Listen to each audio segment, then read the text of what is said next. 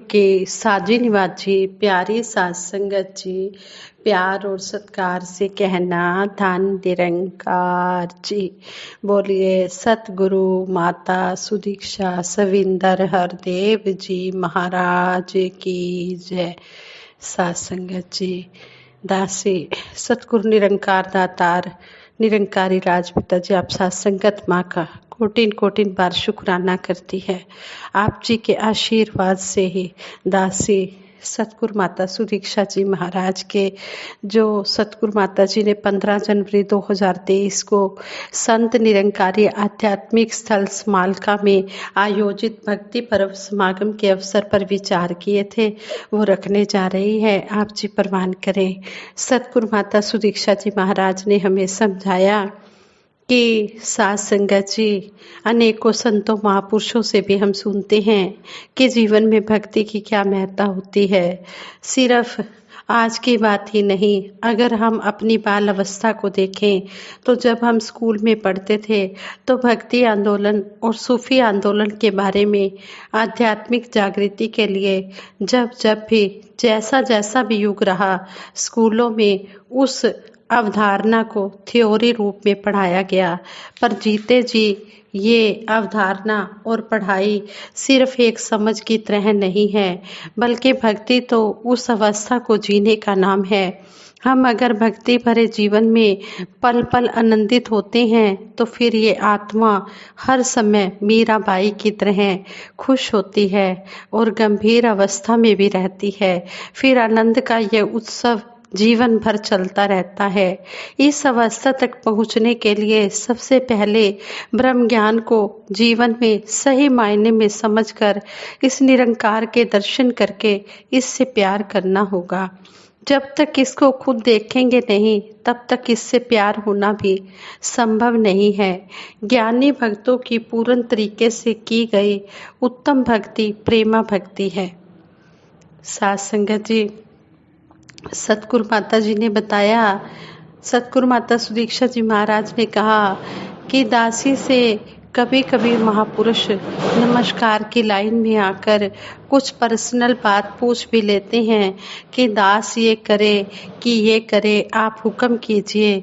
तो दासी का तब यही जवाब होता कि दातार ने आपको चेतनता बख्शी है, बुद्धि विवेक दिया है, तो आपने खुद फैसला लेना है कि दातार मेरे लिए जो सुखदाई हो वो तुम कर देना।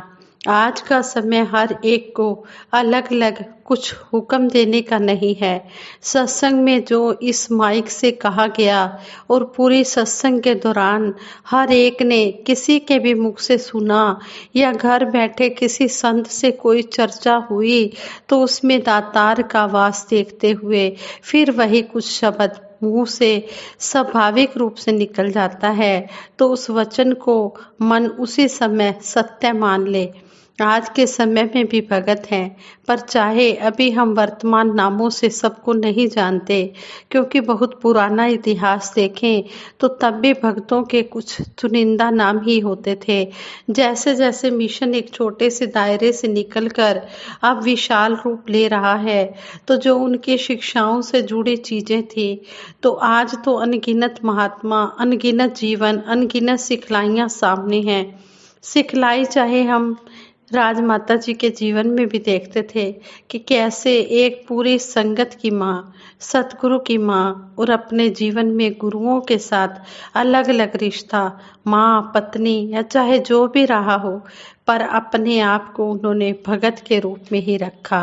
एक मैसेज हर किसी ने हर समय दिया कि अपने आप को जब तक इस भक्ति के रिश्ते में रखेंगे तब तक ही वो रिश्ता मुबारक है।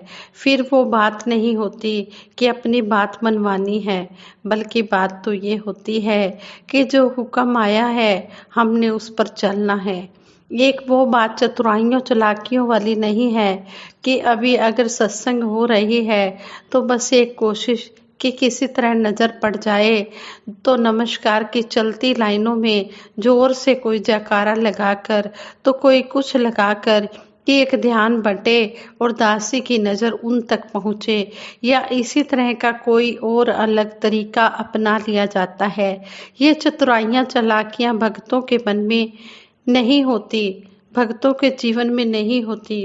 क्योंकि एक तो वो बात कि अगर सत्संग में आए हैं, संतों की वाणी सुनने आए हैं, तो उसमें फिर हमें अपनी इच्छा के अनुसार ही चाहिए कि क्या चीज हो, कैसे हो। और अगर लाइनों में नजर नहीं पड़ी तो मन में खुद ही ये ख्याल डाल दिया कि शायद आज नाराज हैं, इसलिए देखा तक नहीं।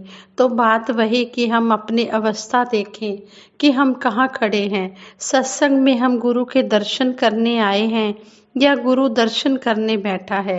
भक्ति का रास्ता बहुत ही सरल रास्ता है। भक्ति एक प्रवाह के साथ बहने वाला भाव है। भक्ति में हर किसी ने अपना समर्पण भाव आगे रखना है, अपने आप को गंवाने वाला भाव, ना कि गिनवाने वाला भाव। मन में अहंकार को जिसने भी स्थान दिया, चाहे एक जाहिर तरीका ना भी हो कि हाँ ये बात बिल्कुल प्रत्यक्ष रूप से ऐसी है जिसमें किसी का अहंकार दिख रहा हो, नहीं, छोटी छोटी बातें भी, कि कोई अगर बातचीत हो रही है तो कैसे वहां अपने दृष्टिकोण को सबसे उत्तम दिखाने का प्रयास होता है। बातचीत का कोई भी विषय चल रहा हो तो यह दिखाना कि बाकी लोग यहाँ बैठे हैं, पर इस विषय पर उनसे ज्यादा जानकारी तो मुझे है। हमें वर्तमान में जो जो भी हो रहा है उसका भी पता है और पुराना इतिहास भी पता है, कैसे उन छोटी छोटी बातों का ध्यान रखा जाता है। और सत्संग के बाद अनाउंसमेंट भी की जाती है कि दूसरों को पहल दी जाए, फिर भी ये बात की जाती है कि पहले तो हम ही निकलेंगे। तो इस तरह खुद ही देख लें कि क्या यही भक्ति है। भक्ति में तो हमें इस निरंकार दातार के दर्शन कराए गए हैं और सारे वहमों बंधनों से हमें मुक्त कर दिया गया है। पर हम आज भी भक्ति को क्या बना बैठे हैं। अगर हम संपूर्ण अवतार वाणी या संपूर्ण हरदेव वाणी पढ़ते हैं तो उसमें से शिक्षाएं लेने के लिए कि ये गुरु ने उस समय कहा है कि तो आज भी इसे अपने जीवन में उतना ही लागू किया जाए। हम इस तरह का कोई बंधन तो नहीं बना बैठे हैं जैसे कि ओहो आज तो जल्दी जल्दी में थे, अवतार बाणी का शब्द भी नहीं पढ़ा और घर से चल पड़े। आज किसी कारण कुछ अशुभ तो नहीं हो जाएगा हमारे साथ। ओहो आज तो चरणामृत पीना ही भूल गए और घर से निकल गए, शायद आज कुछ बुरा ही हो जाएगा हमारे साथ। नहीं, जब जीते जी इस निरंकार से जुड़ाव हो गया है तो ये निराकार तो हर बंधन काटने वाला है, हर तरह के वहमों भरमों अंधविश्वासों से दूर करने वाला है। यह तो सही चीजों को सही दिखाने वाली रोशनी है और हमने इसको अपने अनुसार तोड़ मरोड़ कर क्या क्या बना दिया। चीजें तो बिल्कुल सरल हैं, उसको हमने खुद ही कितना जटिल बना लिया है। भक्ति में तो अपने आप को इस परमात्मा के आगे अर्पित कर देते हैं कि अब ये डोर आपके हाथ में है।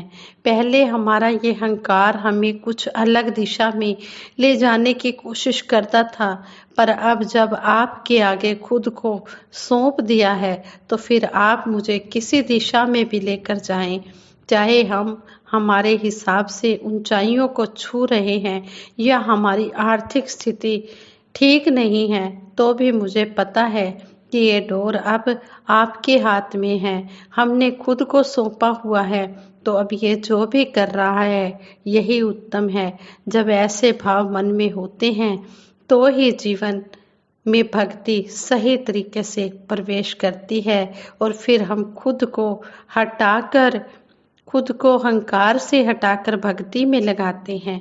कई बार हमें लगता है कि हम अपनी तरफ से दूसरों को अच्छे बनकर दिखाएंगे और दूसरों को कहीं ना कहीं पता लग ही जाता है कि हम बाहर से तो अच्छे बन रहे हैं पर अंदर से कोई भी काम हम हमारे अहंकार की वजह से ही कर रहे हैं। इसी पर ही एक कहानी है कि एक इंसान के मन में दान करने का भाव आया कि मैं इस काम के लिए इतना अधिक दान दूं जितना इस पूरे नगर में कभी किसी ने ना दिया हो। मैं जाकर महफिल में सबको सुनाऊं कि मैं कितना अधिक दान कर सकता हूँ, मैं दान देने में कितना सक्षम हूँ। जब उसने उस दान को सबके आगे रखा तो जिन्होंने दान स्वीकार करना था उन्होंने उस व्यक्ति से कहा कि आप जो इतना धन दे रहे हैं उसको आराम से रख देते, आपने इसे रखते समय इतना ज़्यादा शोर क्यों किया।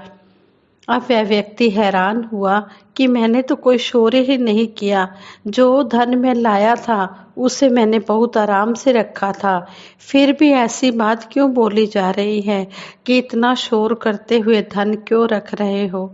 तो वह व्यक्ति कहता है कि दरअसल ये जो शोर है ये आपने चाहे मुंह से कुछ नहीं कहा, पर ये आपके अहंकार का शोर है। आप जो दान राशि लाए हैं वो इस काम के लिए नहीं लाए, इसे आप सिर्फ इसलिए लाए हैं ताकि कुछ लोगों की नज़र में आए कि आप क्या हैं, आप क्या शक्ति रखते हैं।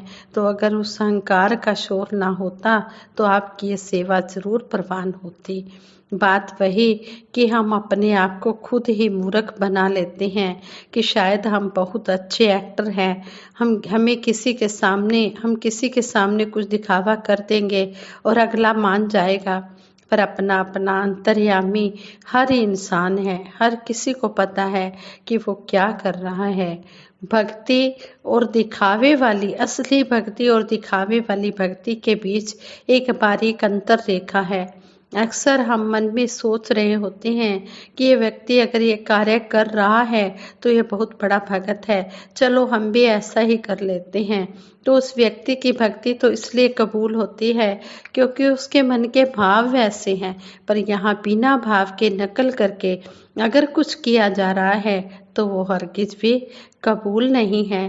भक्ति का कोई भी रूप ले ले, चाहे एक इबादत का रूप, चाहे समर्पण का रूप, चाहे प्यार का रूप, बस वो जो भक्ति का सार होता है वो जब तक भक्ति में नहीं होता तब तक चाहे कितना भी अच्छा दिखने वाला काम कर रहे हो पर वो भक्ति नहीं हो सकती। हम पूर्ण अवतार वाणी में शहनशाह बाबा अवतार सिंह जी महाराज हमें समझाते हैं, भक्ति लोकी अजय न समझे रबनू पाना भक्ति है, छड़ के सारे वहम भुलेखे गुरु रिझाना भक्ति है। भक्ति क्या है? इस परमपिता परमात्मा को पाना ही सबसे बड़ी भक्ति है और सारे वहमों भरमों से बाहर निकल जाना ही भक्ति है। सार वहम भुलेखों से हमें सतगुरु निरंकार दातार निकाल रहा है। भक्ति लोकी अजय न समझे रबनू पाना भक्ति है, छड़ के सारे वहम भुलेखे गुरु रिझाना भक्ति है। एक नू तकना एक नू मनना एक नू पाना भक्ति है, बाकी सारे कर्म छोड़े कर्म कमाना भक्ति है। बेरंगाए बेरूपाए बाणी जो फरमाया है, कहे अवतार में हूँ बहु रमे राम नू पाया है। यहाँ पर इस शब्द द्वारा भी शहनशाह जी यही समझा रहे हैं कि हमने एक को जानना है, एक को मानना है, एक को पाना है। पहले हमने पाना है, जानना है, मानना है, जानकर पाकर फिर हमने इसको गाना है। पहले देखा फिर गावा फिर गावे दा फल पावा। पहले हमने इस निरंकार के दर्शन करने हैं, इस परमपिता परमात्मा को पाना है, फिर इसको मानना है, फिर एक हो जाना है। एक को जानो एक को मानो और एक हो जाओ, ये सतगुरु सच्चे पातशाह हमें समझा रहे हैं। हमने इन बातों को अपने जीवन में कर्म रूप में ढालते हुए आनंदमय जीवन व्यतीत करना है। सतगुरु ने हमें रमे राम के दर्शन करा दिए हैं, हमने हूँ बहू रमे राम को पा लिया है। जैसा सतगुरु सुनिंदा तैसो ही मैं डेठ, जैसा हमने सतगुरु सुना है वैसा ही हमने देखा भी है। सतगुरु खुद कर्म करके फिर हमें कर्म करने की प्रेरणा दे रहे हैं। हम सतगुरु के वचनों को मानते चले जाएं और जीवन आनंदमय बनाते चले जाएं। साथ संगत जी प्रेम से कहना, धन निरंकार जी।